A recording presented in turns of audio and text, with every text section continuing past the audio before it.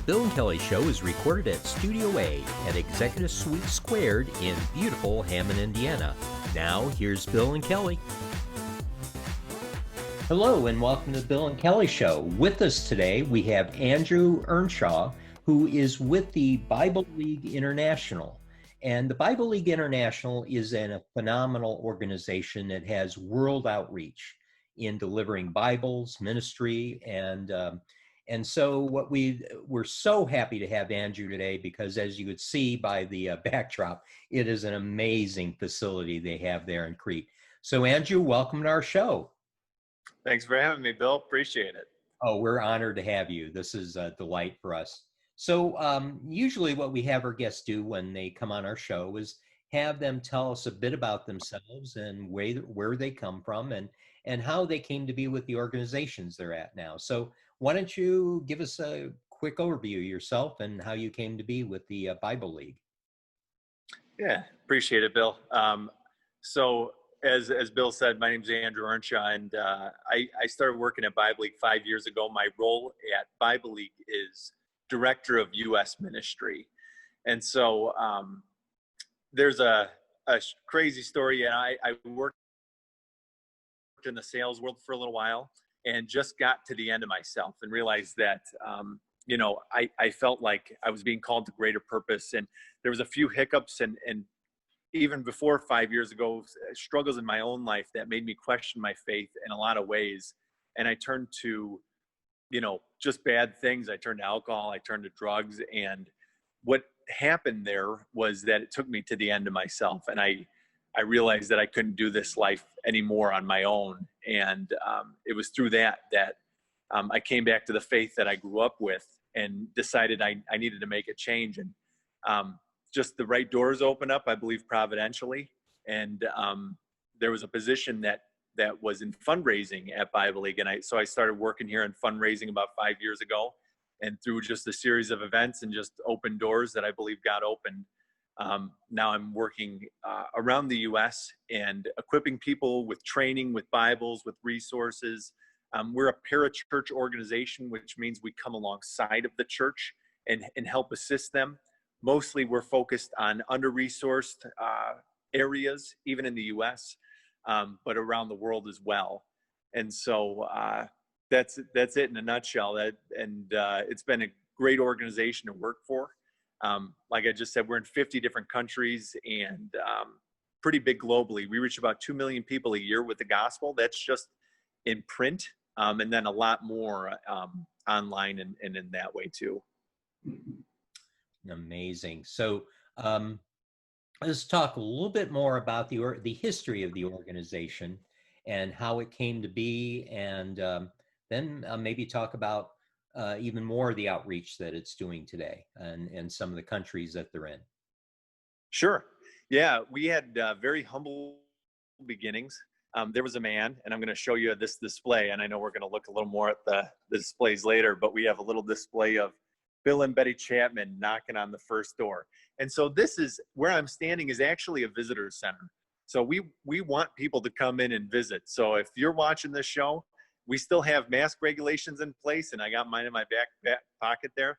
But please feel free to come and visit. We're right off of 394 in Crete, and we'll hopefully walk outside in a little bit. But the story behind Bible League is that 82 years ago, there was a guy named Bill Chapman, and he was a successful business owner.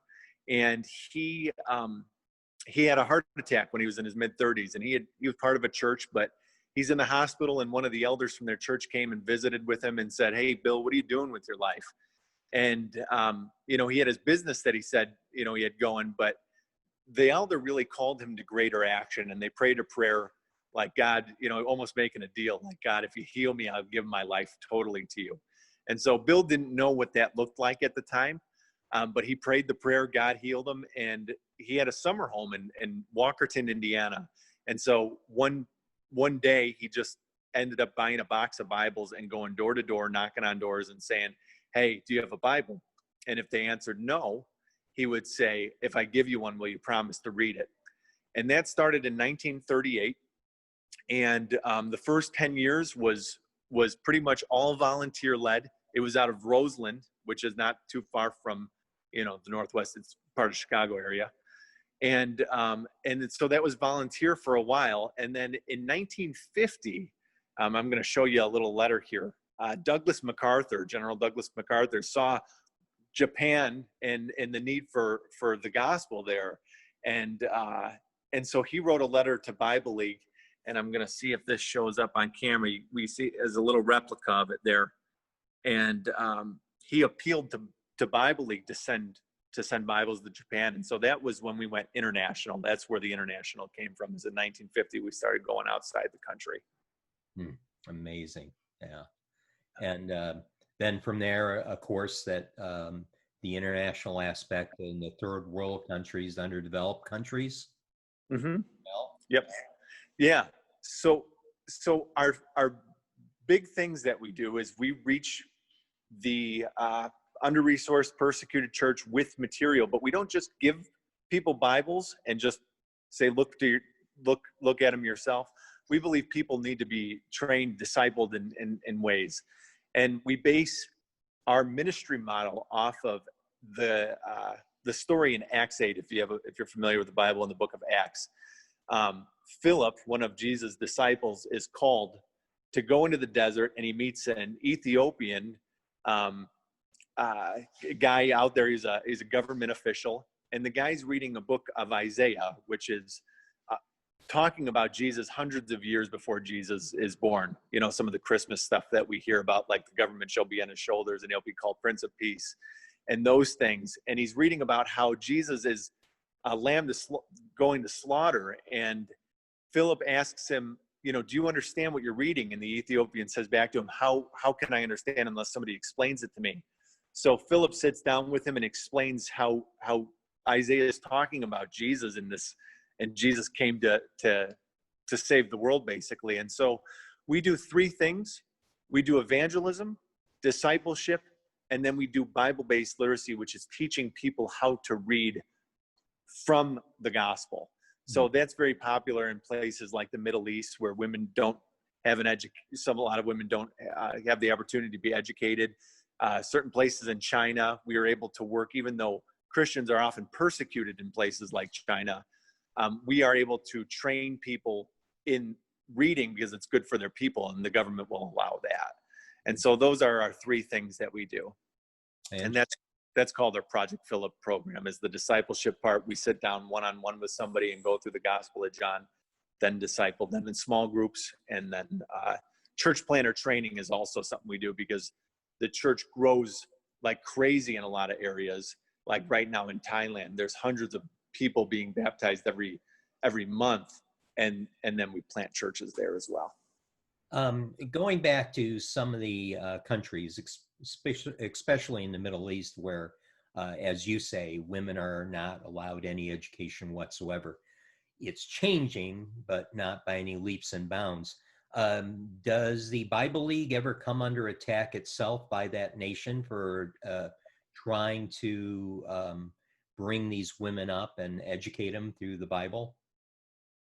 We try to keep, so like even in the Middle East, there's a couple countries that we're working in, and we won't disclose information about some of that stuff, and even in areas of China, just because of the safety of the people. But one thing, even in we have a devotional of the day. It's called Verse of the Day. If you go to BibleLeague.org, you can check that out. But we don't give the last names of the people that are actually working there, because there is such restriction. And in a lot of churches, there's surveillance cameras set up.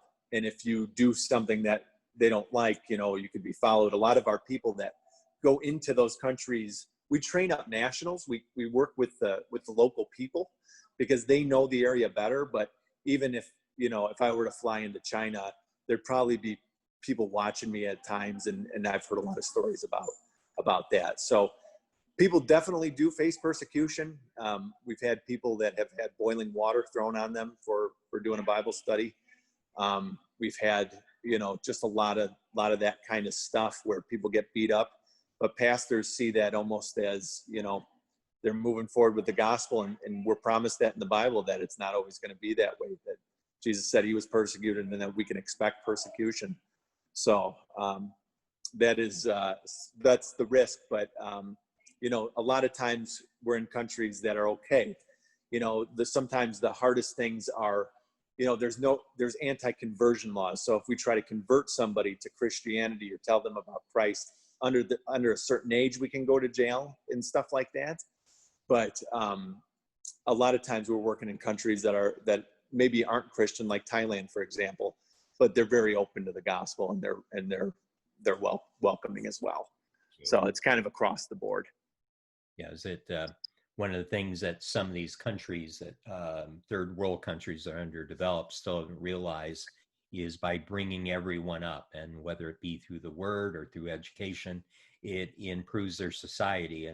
And unfortunately, they tend to be very centristic and keep into their old methodologies and their culture, and that's a difficult thing to crack. So, but it's a great thing that you guys are doing that. Now, talking about closer to home, United States, what does that ministry look like? And it's one thing to go to a third world country, but what type of ministry hurdles do you have in the United States, or describe how you work with churches here in the States? Sure. Yeah, we have a couple different ways of working in the U.S.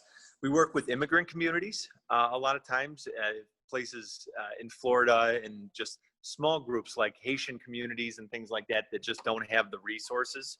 And so we'll provide the resources and training so that they can actually go and reach out to people that are in their own community, in their own language.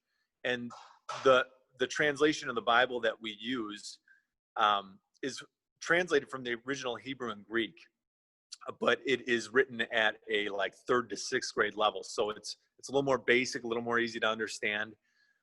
So we use that, and then we're also in prisons, and we have something called the Freedom Bible, and it has 50 different lessons on basically recovery. And from somebody that struggled with alcoholism and other problems, it really is a guide to using the Bible for recovery purposes. People learn how to deal with people in authority, to forgive others, to just relate well with relatives and all these other things. And so we offer a bunch of different material that is helpful for recovery, for education. Like you said, there was a tribe in Africa that was, this tribal leader saw this vision of a red book, and he had no idea what it was. And this is a true story. I used to be really skeptical of this stuff, but he saw this vision of this red book, and he was scared of it because he said it's going to overcome my powers. This guy was like a fortune teller. Politicians would come to this guy, and he was really resistant at first. But this red book came in, and it was the Bible. It was a Bible League International Bible. And he was scared of it. But after he saw how it started changing the community, and how husbands started to love their wives better, started to stop being less violent, all these things, he saw a social change. And it just made an open door. And people that see the power of the gospel in a practical way. For myself, I was an atheist. I was a skeptic. Once I got into recovery, I started to see a real, true, practical gospel that saved me from myself a lot of times. And so that's what we help people with in the U.S. that want to know more about the gospel, that just have a desire to seek God. So, yeah, and getting back to recovery, and I'm not sure if you're familiar with the Porter County Jail, but they have the God Pod there, and you talk to Sheriff Reynolds or Berkey, the chaplain Berkey. They said there's such a transformation in people in that they come in not knowing God, not being as you were an atheist, and the transformation in their lives and the assistance that gives them through recovery is just amazing. And I had the benefit of taking a tour of that, and the relationship that these prisoners had, it was like a family. It literally like a family. They're calling the sheriff. It was almost like a dad-son relationship a lot. And it was like I got dropped into Mayberry, literally. Yeah. Yeah, that's good. It's, Yeah. it's easy to see that transformation that does take in people's lives, and I know in your but yeah, so there's a lot to speak to that. And are you involved in any of that as well, or is that something is like in these recovery centers, or do you get into that at all? Yeah, well, that's actually my team. So I just recently moved into U.S. ministry, so I'm still discovering these things and hearing these transformative stories. You're talking about what you saw in that prison. We actually had a guy that asked for an extension on his hearing so that he could continue doing the work. He has to stay for a little while extra because of the work that he continued on doing. And you hear those things, and it's just like that's the supernatural power, of the gospel. But you hear other people, life after life, reaching 2 million people a year. You hear about people that are alcoholics all the time. We've heard about people that have, in certain tribal things, sacrificed, children and grandchildren, all this crazy stuff. We hear about, rebels in the Philippines that hijacked a guy's car, ended up coming to Christ. Now they're running. The guy that hijacked the car is doing a Bible study with the guy he hijacked. You know what I mean? Stuff like that. And it's just amazing. And so, yeah, I've got to see that one-on-one. I've been to Thailand. I've been to Argentina. And here, right here in the U.S., and there's a lot of other places that we're at where you just hear that story after story over and over and over again, where people encounter this love and this goodness that is God, and they give their life to Christ, and they follow in the ways that he taught. And so we try to help that along. Yeah. Well, I'd love to hook you up with the folks in Porter County. It's amazing to just take a visit. So let's talk a little bit about the facility, and maybe give us a little tour of the exhibits that you have there. Yeah, absolutely. So this is our visitor center here. So Bible League has a lot of the building, but we also share it with the Barnabas Foundation, and they help people plan out giving and charitable giving and things like that, help people do their wills and stuff. And so they're over in this corner. But Bible League, a little bit of the story on here is that you can see behind me, it's the Great Commission, which Jesus spoke to the disciples before he left. And it said, "Go therefore and make disciples of all nations, baptizing them in the name of the Father and the Son and the Holy Spirit." And so we as Christians believe that that's a commission for us. And so there's been things that have stood in the way of the gospel getting out there. First off, for the first 1,500 years, it's all word of mouth, because you have no printing on a mass scale. And so the only way to get a Bible translated is by hand, by a monk. And so the first thing that we kind of show people is our Gutenberg press. And this is what transformed printing. And the first book that was printed on here was a Bible. And so you can kind of see there's this, let's see, I don't want to shake the camera up too much, but there's this thing that slides under this mechanism, and it presses down, and it's like a giant stamp. Mm-hmm. And they have something called movable type. And I don't know if you can see that, but there's plates there. And you'd be able to reorganize, kind of like a keyboard, the text, and then stamp a sheet. And they use these little roll-on ink things. And so that was the first step in getting the gospel mass produced and out there. And I heard the Times of Northwest Indiana still uses those. Yeah, yeah, that's good. Right now. No. It's no, just yeah, but that is interesting. That is a piece of history. A lot of people don't realize that the first thing that was actually printed was the Bible. So yeah, that's right. I'm gonna zoom it around so I can kind of see and guide it a little better here. But it's kind of a cool thing. This is a replica, but there's not too many like this in the U.S. So it's kind of an interesting thing. And a lot of this stuff was donated to us. So this is a replica of what a page looks like. I'm trying to not get a reflection of what Gutenberg pages looked like. And And because monks didn't translate and they didn't write it out hand by hand, they would actually illustrate them a little bit. And so there's a little bit of a kind of an example there. The next thing that really transformed just the way things were done was Martin Luther in the 1500s. This guy right here, got a little bit of reflection, but he was a Catholic monk, and he just saw just different abuses in the church and just saw different things that were going on there. And so he saw these contradictions that didn't line up with scripture. So he went and nailed these 95 theses of these things that he saw not lining up with the church on the church door. And he actually went into captivity. He went into hiding for a little while and translated the Bible into German. And that was really the start of a lot of translations being done, because before that, the original languages were Hebrew and Greek, translated into Latin, which the church held on to for a long time and said no other translations should be translated, from what I understand. And he was the first to translate them into German. And so those are actual pages from his translation, and that's German. Tyndale translated it after that, and this is 1535. That's an actual page. A year after that, he was burned by the church for translation. He was burned at the stake and died.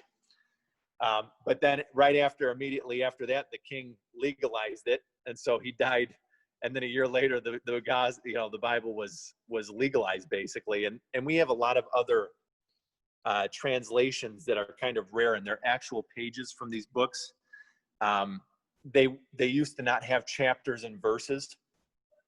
I think the Geneva Bible was the first one to put chapters and verses in there to make it a little more easy to find different verses. And I think the Geneva Bible was what was carried over by the Pilgrims in the Mayflower. There is also one that's called the Bible of the Revolution. This was the first Bible printed in America. This is a page from one of them. Super rare. It's the Bible of the Revolution. And that was led actually by George Washington. He was praised and encouraged, but there was a printer named Robert Aitken that completed it, printed at great expense. But he was able to do it, but it's super rare, even more rare than some Gutenberg things. So we also have some scrolls.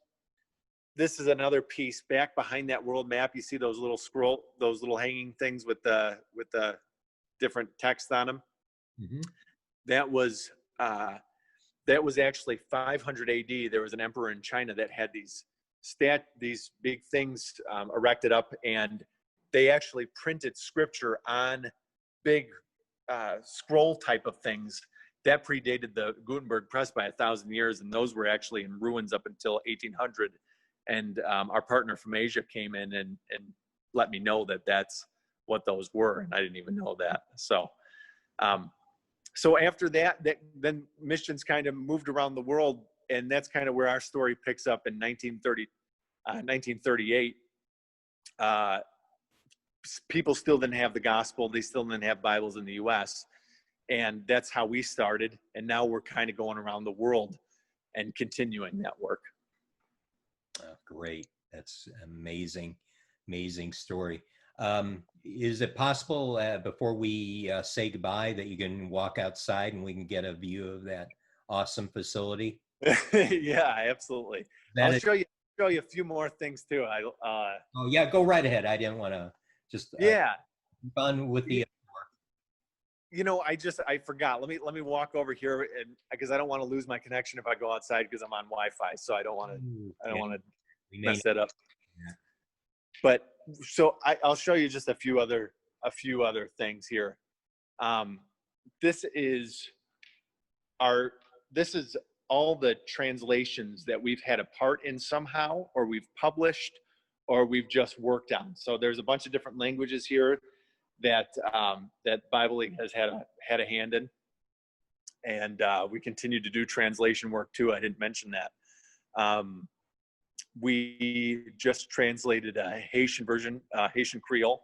We're working on a new Japanese New Testament that's just been released. That is that is updated, because you have languages that evolve over time. And so the language needs to be kept relevant. Something just about Bible League is that we've won Best Christian Workplace for the last 3 years in a row, and it's just a great place to work.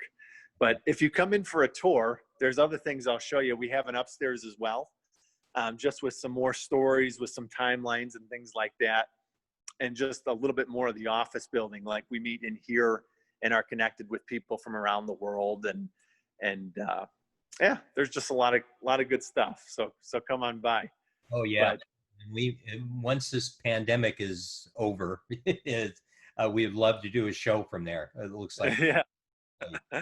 Yeah, it's good. I'll walk outside because I love this building, and a lot of this stuff people don't realize was donated to us. A lot of the land, was just taken care of by generous donors, and we try to use that and be good stewards of it. And we have conferences here and stuff like that, pastors' conferences, a lot of visitors. So this is our building from the outside. And it really is a beautiful building, but like I said, a lot of it was donated. We have the Flags at Half staff. There was a representative that died recently, so we had him at half staff. But we have a lot of field trips over here, and just different workshops and things as well. So I'll kind of pan around so you can see everything. And a lot of people don't know this, but Sunrise Health Food Stores, that is, there's one in Lansing, there's one in Valpo. I believe there's another location. Dan Chapman owns those stores, but his grandpa was the one that founded Bible Leagues. So Dan Chapman's grandpa is Bill Chapman, and Dan has been on the board, is still the chairman of the board, and he's never taken a salary from Bible League because they got their own companies, but there's always been a Chapman on the board. So for 82 years. So that's kind of a neat. I remember that company well when we lived in Lansing, and I know their location in Valpo. It's very nice company. Yeah. And there's the famous globe behind you we get to see now. So yeah. So that's the globe. I'm trying to think if there's anything else that you'd like to see. We have our cornerstone verses. So, Andrew, if someone wants to come there now, what type of precautions do you have for social distancing? There is a mask requirement inside, I assume. Yeah. So we do. If anybody is wanting to come in, they have to wear a mask. But we're doing up to like 5 people at a time still. So as long as we have a little mask and we have enough room to spread out and to socially distance. But besides that, it's pretty open. So the phone number is on the website, BibleLeague.org. You could also visit the Facebook page or our YouTube channel. And if you'd like to schedule a tour, ask for Andrew. All right, that'd be great. In fact, we'll definitely do that. We'll do this all over again, except we'll carry the camera and the camera for you. So, cool. Yeah. Andrew, this has been great. And I just want to tell a little story about you. You were one of my favorite people at the Lincoln Center. When everyone else was grumpy, being there 5 o'clock in the morning, you always came in with a smile and made a lot of other people smile. And you always asked me how I was doing. So, I tell you, I appreciate you. Okay, so I'll go ahead and put that information up on the screen and on our part of the video when we go to roll this tonight. And anything else you want to share with us before we? Yeah, we appreciate you guys, and like I said, if anybody wants to come in, drop by, or learn more about the cause and the mission of Bible League, please check out the website. And if there's anything that we can also be praying for anybody about, there's options to sign up for a verse of the day and for contacts and stuff like that, which is our devotional of the day. Please feel free to do that. And if you're a pastor watching, we'd love to work with your church as well. feel free to contact us and just ask for Andrew. Great. Yeah, that I'll make people have all that information. And don't forget, the Bill and Kelly Show needs prayers. Yeah, for sure. Absolutely. Hey, you guys are doing great work. We believe in supporting people in the community, bringing people together, and just elevating organizations like yours that do great work in the community and the world. Yeah, I appreciate that. So, well, with that, I guess we'll start wrapping up the show. Andrew, I can't tell you how much we appreciate this and how honored we are to have you on our show. And we look forward to the next time we can meet. Sounds good, Bill. Thank you so much. Thanks for having us. Thank you. And we'll say goodbye for now. All right. Have a good one. You too. This episode of The Bill and Callie Show is brought to you by Tiger Plumbing. Whether you need to replace a faucet, overhaul your sump pump, or desludge your drains, call Tiger Plumbing. In today's world, knowing who's at your door is important. Tiger Plumbing sends you your technician's photo, estimated time of arrival, and a little bit about him or her. Hey, Sam likes fishing and camping. Cool.